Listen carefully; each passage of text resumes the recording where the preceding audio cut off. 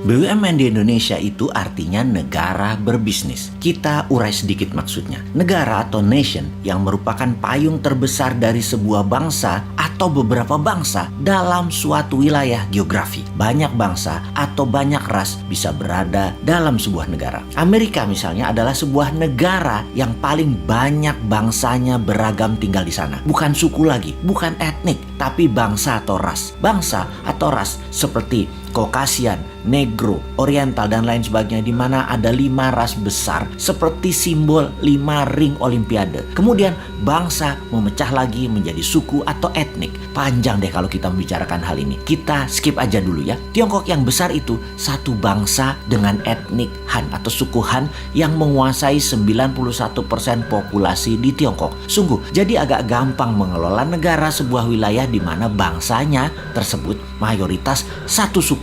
Sebagai catatan, suku Han merupakan suku terbesar di dunia. 19% dari penduduk dunia adalah suku Han dan 91% penduduk Tiongkok berasal dari suku ini. Setiap bangsa walaupun berbeda warna kulitnya, semua kita satu spesies humankind, yaitu Homo sapiens. Ada yang good, ada yang bad, ada yang baik, ada yang buruk. Jadi tidak bisa kita katakan ras tertentu baik, ras yang lainnya jelek. Kembali ke negara. Ketika sebuah penduduk di suatu wilayah membuat kesepakatan, membuat undang-undang dasar, membuat ADART deh kalau itu koperasi, memilih sistem bernegara, bisa presidensial, bisa parlementer, bisa monarki, lalu sistem pemerintahnya mengambil misalnya otoritarian, demokrasi, komunisme, sosialisme, apapun. Silakan. Selama isi satu negara tersebut setuju, maka negara itu berdiri dan menjalankan kehidupan bernegaranya. Di dalam bernegara ada Ipolek Sosbud Hankam, ideologi, politik, ekonomi, sosial, budaya, pertahanan, dan keamanan. Itu pun dipecah lagi di setiap bagian, punya sistem berbeda lagi di setiap negara satu dengan negara lainnya.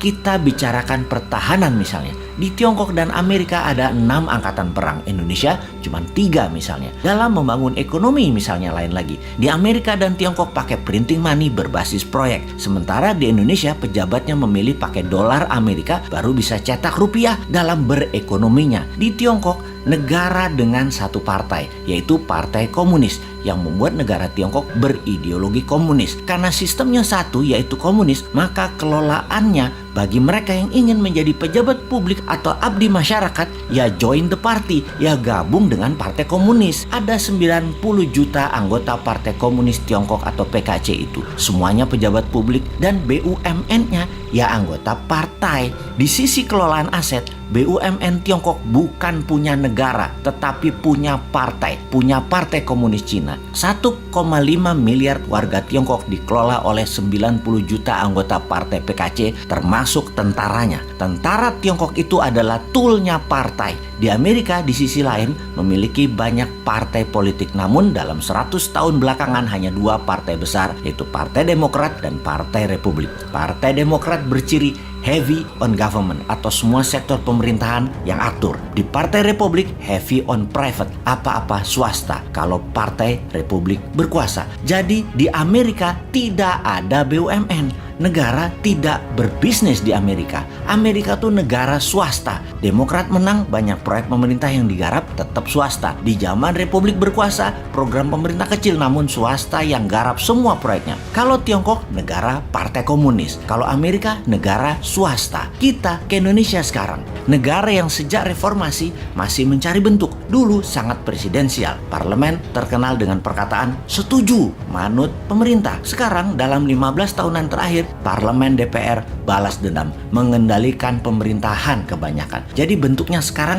lebih ke arah parlementer. Partai politik dan politik menjadi di segala lini, membuat Indonesia menjadi negara politik. Mau kaya di Tiongkok, join Partai Komunis. Mau kaya di Amerika, di swasta plus berbisnis dengan politikus. Mau kaya di Indonesia, berpolitik bersama partai politik, mainkan anggaran pemerintah dan kebijakan pemerintah. Gitu doang. Jadi mulai lihat bedanya. Mengingat sejarah sebentar, di pertengahan tahun 50-an, sekitar tahun 57, tahun 58, Partai Komunis Indonesia mengusulkan ke Pak Karno, presiden sewaktu itu, untuk menasionalisasi aset-aset milik Belanda, di mana aset tadi menjadi milik negara. Dan tidak heran ketika hal itu dijalankan, pejabatnya perusahaan Belanda yang dinasionalisasikan tersebut adalah orang-orang komunis Indonesia. Inilah yang membuat Partai Komunis Indonesia PKI memiliki pendanaan sehingga di tahun 60-an awal kekuatan mereka meningkat. Satu hal yang mereka minta kemudian yaitu petani dipersenjatai sebagai angkatan kelima, di mana kalau hal itu disetujui maka PKI punya semua, punya dana, punya BUMN, dan petani dipersenjatai. Mirip Partai Komunis Cina. Sehingga satu hal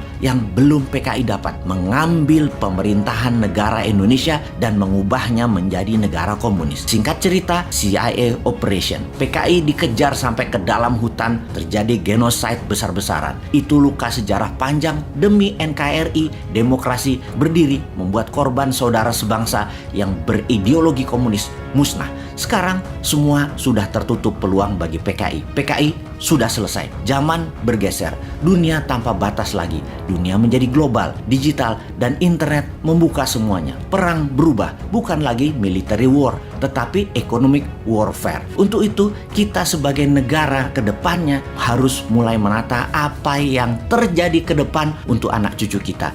Masih cocokkah negara berbisnis? Apakah akan membuat negara menjadi single party country seperti PKC di Tiongkok atau di Meksiko? Apakah negara politik seperti Indonesia saat ini cocok untuk kedepannya, yaitu membuat Indonesia menjadi negara superpower? Kalau sahabat punya usulan, usulkan. Kalau sahabat suka dengan politik seperti saat ini, ya teruskan. Yang pasti, menurut kaum New Mind, apa yang sekarang ada tidak akan membuat Indonesia menjadi negara superpower. New Mind punya ide lain, tidak merubah undang-undang dasar, tidak merubah Pancasila, dan pastinya NKRI garis lurus. Dan pasti Indonesia bersama New Mind akan menjadi negara superpower. Gak seperti kaum Old Mind yang sekarang menjabat, di mana superpowernya yang dibuat adalah Tiongkok, negaranya penyuplai doang.